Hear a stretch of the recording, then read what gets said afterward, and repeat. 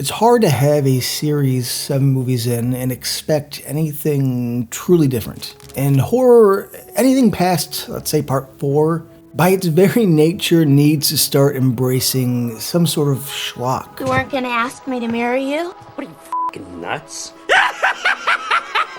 Or it risks the killer of all storytelling, the silent death of being tedious and boring. Friday the 13th Part 7 came off the heels of The Rebirth.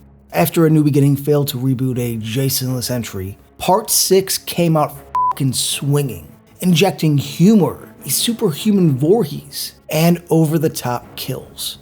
The New Blood took Part 6's style with a more serious approach, bringing in series favorite Kane Hodder and his raging, bold interpretation of the Crystal Lake Killer. I'm Lance Vlcek and have always loved Part 7. And today I'll explain the scene that sums up why. This, my friends, is Scene Breakdown.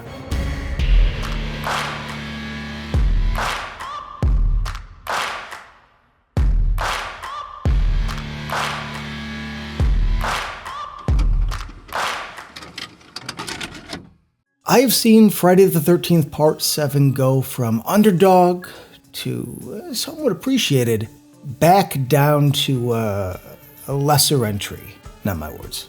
I mean, dude, Entertainment Weekly, Sci-Fi, and I'm old enough to remember when it was spelled correctly, IndieWire, just to name a few. But I just can't understand how this can rank so low in a series that, at its core, has always been fun, sort of meat and potatoes. Now listen, I get that if you grew up with the series as they were released, that yeah, by the time telekinesis shows up, maybe the brand has jumped the shark. Or that yeah, it's no longer scary. Both very reasonable responses, and if that's how you feel, cool. I hope life treats you well and wish you health and good fortune. But yeah, I'm here to have a good time and can appreciate the serious entries alongside the goofy ones. And putting a B-level carry, she's not, by the way, Lara Park Lincoln owns it here, against the most visibly upset Jason is my kind of good time. To me, he was my murdering Power Ranger when I was but a small child, and would root for him over any teen. So to me, I've always been Team Jason. Taking over directing duties for this entry is effects artist extraordinaire, the late Mr. John Carl Buechler. And just because I never felt he was quite as recognized as his peers, let me sidestep real quick. You need to check out his flawless run over at Full Moon. And of course, a spiritual successor to Friday the 13th, Hatchet. The man was as talented as he was kind. Tommy Jarvis has chained Jason to the bottom of Camp Crystal Lake. And it's here we start. And in the best and last recap of the series, by actually Crazy Ralph himself, Walt Gorney, he lets us know. People forget he's down there. Classic 80s, man, I just love it. Tina, Lara Park Lincoln, is taken back to Crystal Lake with the intention of hopefully getting over her trauma from killing her dad years earlier. Alongside her is her mom, Mrs. Shepard, with a haircut so 80s. David Bowie would have snorted it and Robert Palmer would have put it in his backing band. If it's in fact true, what happened? They are accompanied by Dr. Cruz, legendary Bernie Lomax himself, Terry Kaiser. Dr. Cruz hopes to stress Tina out, and in doing so, coerce her into using her special abilities, aka telekinesis. The only reason that I'm here is to help you overcome the guilt that you have about your father's death. At the neighboring lake house is a birthday party for Michael, and it's here we meet side hero Nick, played by Kevin Spiritus, and then the rest of the cannon fodder teens. But, obviously, as Raoul Duke once said, Let's get down to brass tacks here. what is New Blood's most iconic scene? What here can define the 7th entry into the increasingly wacky Friday the 13th series? Easy. The ending house fight. The crescendo of Jason's warpath. Starting with Melissa's refusal to stay put. She declares there is better places to be with a fiery, Fuck you. Now fuck you both! and in one of my favorite yet simple kills, Jason decides, leaving in an option. Puts a hatchet in her head and tosses the body right over the f***ing TV. Now, I want to give credit here to Susan Jennifer Sullivan. Melissa is a one-note rich bitch character, but Susan really nails that snooty and prissy tone. I still hate the character nearly this many years later, so kudos, Susan, for going all in. Buechler's blocking here is fantastic. I love the jump to handheld when Nick and Tina try to leave. Jason trying to predict their next move as he dickishly shuts the door. A little detail that works wonders when shot in this chaotic way. It shows how quick he can be and how f***ing petty.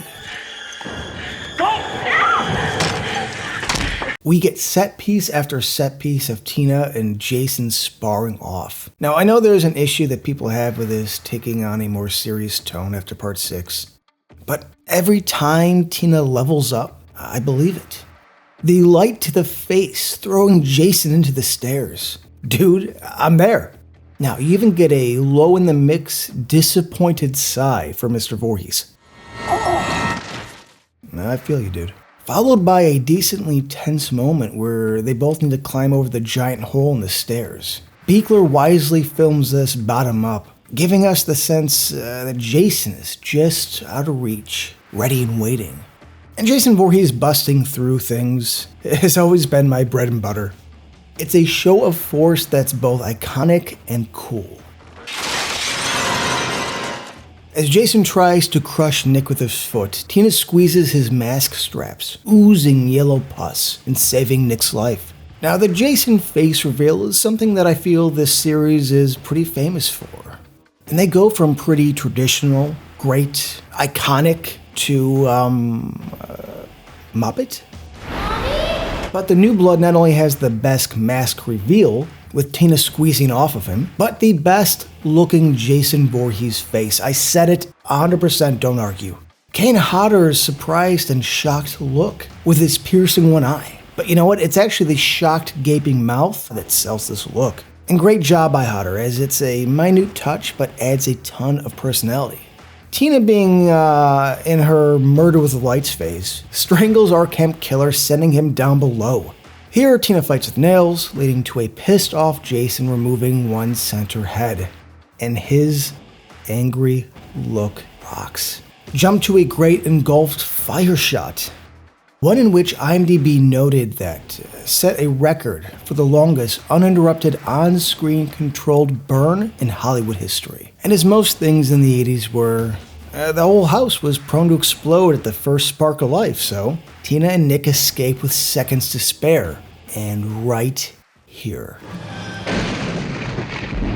we get that good old-fashioned effect of actually blowing shit up. According to the documentary Crystal Lake Memories, the explosion was way bigger than they had anticipated. Lenses were smashed on the IMOs, filters were melted. The amped-up action mixed in with the lulls of tension and suspense is something that doesn't get brought up much. This ending fight scene really elevates and outdoes most of the Jason ending fights. I know that's not a big popular idea, but it's true. By now they needed to go bigger, and yeah, 7 movies in, I 100% agree.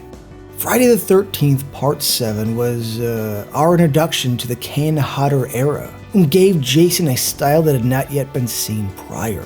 John Carl Buechler was great as a director, and brought to life my go-to version of Jason Voorhees. Lar Park Lincoln as Tina was, and still is, one of the best protagonists of the entire series. You get the great Terry Kaiser as a maniacal evil psychiatrist. And listen, anything this man is in is instantly better because Kevin Spiritus makes for a great and sympathetic co-lead in the last act. And side note real quick, he's also excellent in Subspecies 2 and 3, which to me personally are two of the most underrated vampire flicks out there. So, if you like this dude, please see him if you haven't. And that's it for Friday the 13th, Part 7, The New Blood. The ending house fight is the scene that sums it all up.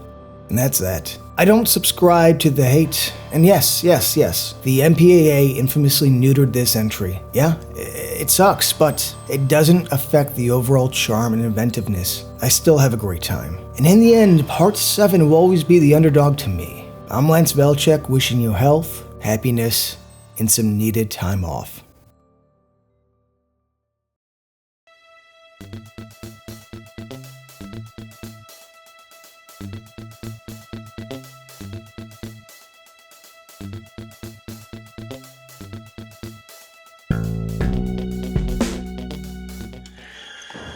Go! Gotcha, bitch!